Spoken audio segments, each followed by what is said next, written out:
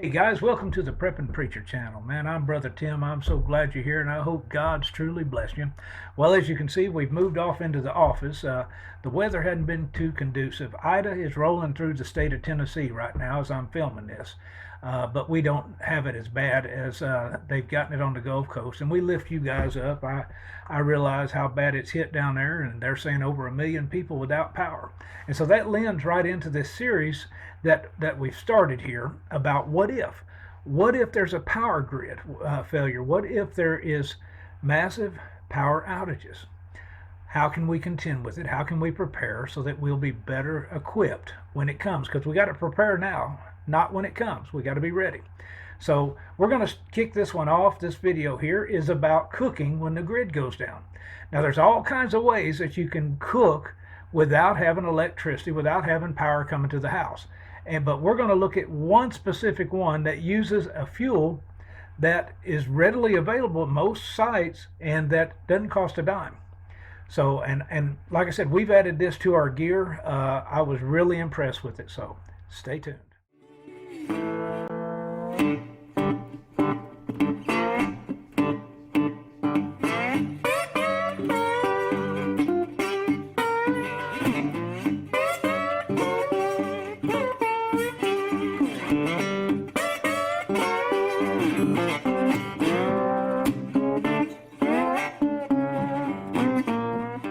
As I said, this is the Preppin' Preacher. I'm Brother Tim, and I'm so glad you're here. I hope God's truly blessing you. I appreciate you stopping on in. Now, hey, if it's your first time, man, hit that subscribe button, ring that bell. That way you'll get all the new videos when they're coming out.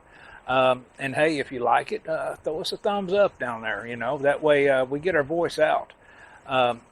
This is the place that is pro-God, that is pro-family, that is pro-life, that is pro-guns, that's Second Amendment.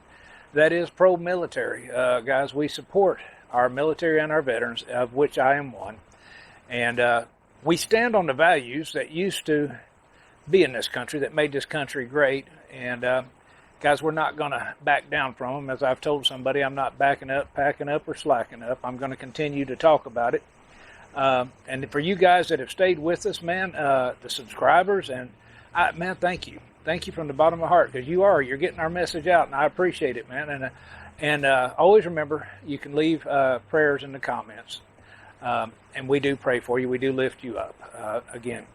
But this is the Preppin' Preacher channel, so there might just be a little bit of preaching going on here, talking about my Jesus. But today I want to talk about something we really need to consider, and that's a grid down scenario. See, being a prepper, you got to play the what ifs. What if this happened? What if that happened? And then start making contingency plans on how to better survive, how to better be prepared for it as it come down the pike. Now, the grid. Our grid, we just saw how weak it is in Texas, what happened last year with the grid going down there during the ice storm. And, folks, I don't believe the grid's any better any other area of the country. It's just, it is in danger of being taken down. And as we're being slowly invaded from the south and also bringing them in on our own transports, a good way to cripple this country would be to shut the grid down. And guys, I'm telling you, this world, the United States of America, that is, would lose its mind without electricity. We've become so dependent on it. And so, what can we do? That's the question. Okay, what if the grid goes down? What can we do? So we're going to take a look at a few different areas and what we can do if the grid goes down. Now, the first area that we want to look at is what can we do to cook? All right, what can we do to possibly boil water, to purify the water? How can we do that if the grid goes down? Now, many of you, just like us, you may have camp stoves that run off the propane, the 1 pound propane tanks, or you can put a hose on it and do 20 pounders on it. You may have you may use your barbecue grill that has a separate eye on it where you can put the 15, 20 pound tanks on it. And that's a good second to have. That way you can fall back to it. Now, some of you may even have propane stoves in your homes with 300, 500 gallon tanks outside. And that's a great step. Now, the house that we've moved into lately has all electric, and so it's a little different. than what we're accustomed to. And so we had to come up with a backup to our backups. Okay, so we've got the Coleman stoves that we can use the propane, and like these that I put a picture up here. And but what can we do after that? So that's when I started looking at what can I do at the house. This is not so much a bug out. I showed a small rocket stove on another video, and it's perfect for putting in your bug out bag if you're having to leave. That way you can cook. But the problem with it is it's small and you can only do a little. So I'm talking about household. What can you do if the grid goes down? And I'm talking about if it's down for more than a day or two. The propane is a great second to have, but you need to have a backup to a backup. And so that's why we're looking at these rocket stoves for a household, a larger size. Now, I looked at some of the ones, and I'll put it up here, some of the ones that basically are steel pipe that have been welded up, and they do a great job. You can watch videos of them. They do a fantastic job of them, but they don't look as sturdy to me. Also, you can look and see the people that are doing it with the bricks, with the concrete blocks, and that's great. If you've got the capability of cutting a concrete block and building that out of 4 blocks, that's fantastic. I think the blocks are going maybe $3-4 a piece, so you're talking $16 to $20 into that. Another good alternative there, but the blocks do, after the heat affects them, and they will crumble, they will fall apart. And so I'm wanting something more permanent and also a little more portable in case we did have to leave the home in a vehicle, that we could carry it with us. And this is a great one for camping. And so what we found was an anvil bucket or rocket stove. And guys, we're going to show you just how it works, so stay tuned. I started looking and I come up on this one. It's an anvil stove, and I'll put a link down in the description of it. And actually it's cheaper than the Versa stove. They've got a coupon on it right now on Amazon to knock $20 off of it. So here's what we got. They got a great little carrying case. This is something that you're not going to be bugging out. I mean, you're not going to be walking down the road toting that. All right, but it is something that you can put in your vehicle, that you can have in your camper, or you can have at the house and use it just like I am. This is Studio B. This is the patio, or actually BC, I guess. This is the patio, and I've got it on a patio table, and that's what we're going to use it on. So here's what we got. Nice little carrying case. I like that. Keep it organized. Now, one thing that struck me when I got it, it's in the right color. That's UT orange, baby. But in the bottom, it's got the rack, that just like the Versa, okay? And it's got the damper. If you can see that right there, it's got the damper. Now, that will adjust the oxygen coming up to where the grate is. Right here, here's the grate, okay, in that door, and you can keep it open, put your rack in there, and now we're gonna, and what I like, you see how big it is here. You can put a skillet on this, a nice size skillet or a nice size pot, and be cooking on there for a whole family, not just onesie twosie like we were looking at with the small stove. So now we're gonna actually get down and get to it and use it. So stay tuned. What I've picked up here, I'm gonna get this out the way.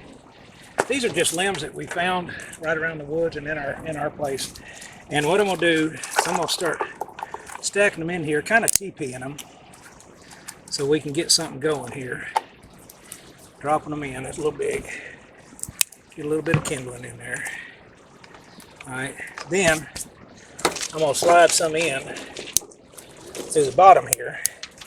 Get my vent open. That's one thing I noticed. You got to have that vent where you can open that bad boy up, and you can't do that with the rack in the way if you've got wood already on it. So make sure you got that bottom vent open. So we're going to shove some of these little ones in here, try to get us a fire going, and I'm going to be using some fat wood. Well, I'll show you here in just a second. But get me a little bit in there, like so. What I'm using here is lightning flame fire starter. I'm gonna try to drop that down in there, see what I get, like so. See if I can get that bad boy to flame up. All right. Now, If you want to use flint, if you want to use a ferro rod, well, God bless you, but I believe in convenience. I like a lighter. We're going to light it up here. That did not take long at all to get that wood going. There we go. Let's see what we get here. Now, once we start getting it, we're going to start shoving some of these in here. This is a neat little thing. I'll put a link on it too. Trying out here.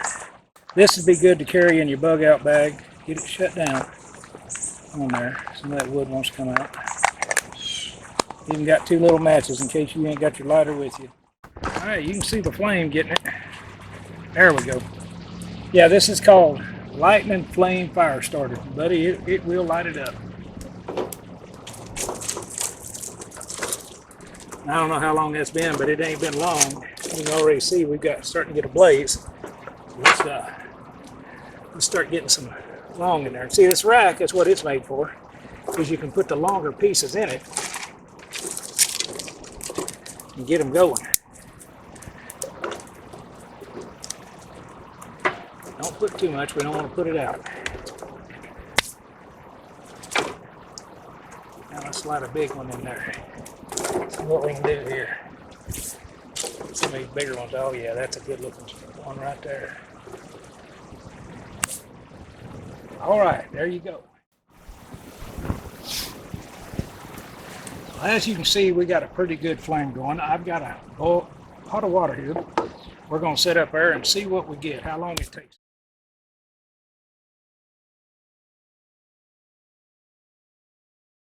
Well, as you just saw there, it took us about 7 minutes to get this to a rolling boil. Not using but a handful of sticks and twigs that I found in the yard. You can see you just keep feeding them in there. Yeah, you got to pay attention to the fire. You keep feeding them in there. And you can see the flame, what we're getting now. I mean, we're getting a good boil on it right now. So, now one thing about it that I am probably going to modify is I may put me a screen to hold some of the ash, because as you're pushing the wood in, some of the ash is flying up. Now, I don't think it's going to bother me if I'm purifying water that there's a little bit of ash in that water. And I'm talking just minute specks, or in the food. But that is just something else that I think I would do, is possibly put just a drop-down screen, make a screen and put on there just to keep some of the ash down. But guys, this right here for 130 bucks, not a bad deal. And then you've got an off-grid solution where you can be cooking no matter what, as long as you can find, like I said, just finding old drops off the trees. Well, as you saw there, man, this is a great item to have in your contingency plan if the grid goes down. This works perfect for what you're needing. Now, if you remember right, in Texas, when the grid went down this past year, they had an order to boil water. Well, how are they going to boil water if the grid's gone down and they're all electric? Now, some would have the propane and be able to do it, but eventually propane runs out. Okay, so if the grid goes down, there's going to be a lot of things affected. If it goes totally down, if America goes out totally, it's going to be complete chaos. Now, one thing about this, it doesn't put out a lot of smoke, so it's not drawing people in. Now, some of the food you cook on it may draw folks in. If you cook some good food, may even draw the old preacher in. But this is a great thing to do, and that's what we got to do as preppers. We've got to play the contingency plan. That's what a prepper is, man. You're saying, what if? What if this happens? Well, I need to be able to do this. Well, first thing, what if the grid goes down? You need to be able to cook food for your family. You need to be able to boil water in case there's a boil water, or you don't know where the water source is and what's in it. So you can boil it to purify it. This will do it. See, I walked right out in the yard and found available fuel of limbs that had fallen off trees that normally we'd rake up and burn in a burn pile. Now I have a free source of fuel, which is worth its weight in gold, because I don't have to worry about if there's propane coming to the stores. I don't have to worry about the propane running out. As long as I've got limbs falling or logs that I can split up and use for kindling, I've got a source for fuel, and I can cook and I can boil water. So guys, again, God bless you if you made it this far. Always remember, you can leave comments. If you've got additional information, shoot them down there in a comment or shoot them in an email, man. We do answer them. And that way we can have a conversation, because that's what it's about. Iron sharpens iron, guys. And we're here to take care of our families. And if you don't take care of your family, you're worse than an infidel.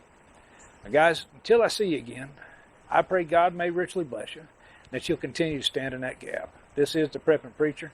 I'm out of here.